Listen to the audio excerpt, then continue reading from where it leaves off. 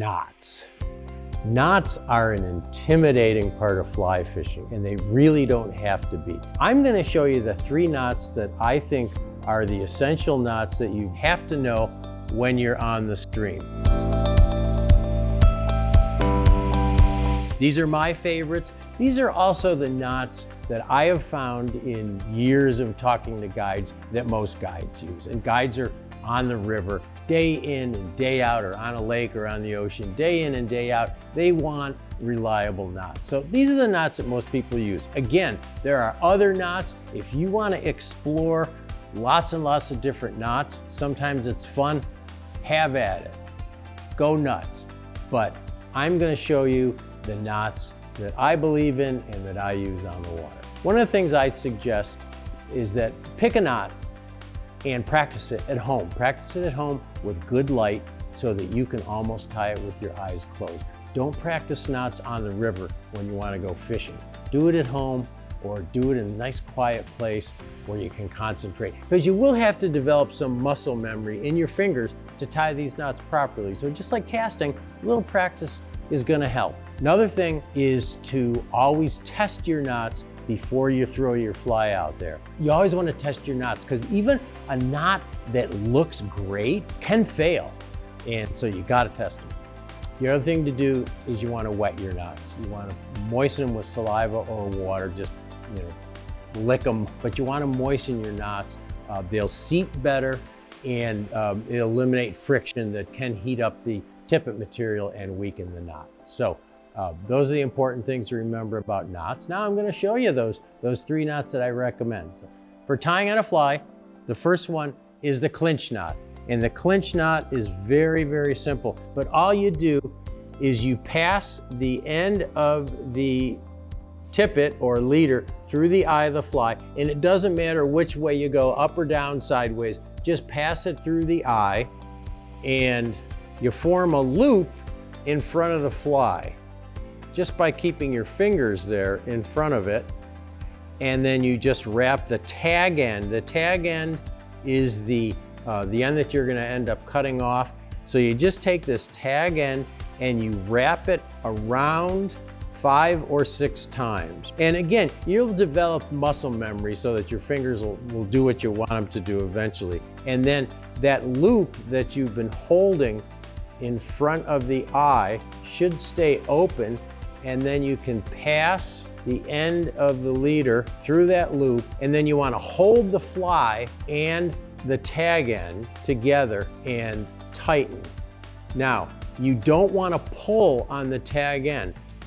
You just want to keep it from slipping through that loop. You just want to hold it there in place, and you want to apply pressure on the fly and the standing part. So you're going to wet the knot, and then the best way to tighten all these knots is to just give them a quick, firm pull. Just like that. That will seat those barrels on the knot. Always test your knots. Make sure that they're strong. Make sure that they'll hold up. They're not going to slip out. And then just trim the tag end. Easy knot. If you've fished at all, you've probably used the clinch knot. That's the knot I use to tie on all my flies. Well, most of my flies. There are some exceptions, but we won't talk about those here. 90% of the time, I'm using a clinch knot. The next knot you need is you need to attach 2 pieces of tippet material. You're gonna break tippet, you're gonna have to extend your tippet, you're gonna need to tie 2 pieces of leader material or tippet material together. You need to know how to tie a surgeon's knot. It's important. And this is the knot. Not only is this the knot you would use to attach 2 pieces of tippet, putting a new tippet on your leader, but it's also a great knot for adding droppers. So if you're adding a second fly onto your leader, you can also use this same knot. So it's very, very useful. This is a triple surgeon's knot. This is the knot I like to use for tying on tippet. So let's do it. So I got 2 pieces of material here. What you want to do is overlap these 2 pieces, I don't know, about 3 or 4 inches. Go a little bit longer when you're starting out. And then I like to wet it. It just helps keep the ends together when you're tying this. And This side is gonna be my tippet. Okay, this is the a piece that's going to attach to the fly. The other side is going to go to the rest of my leader and my fly line. So all you do is you first form a loop, just a simple loop, like so.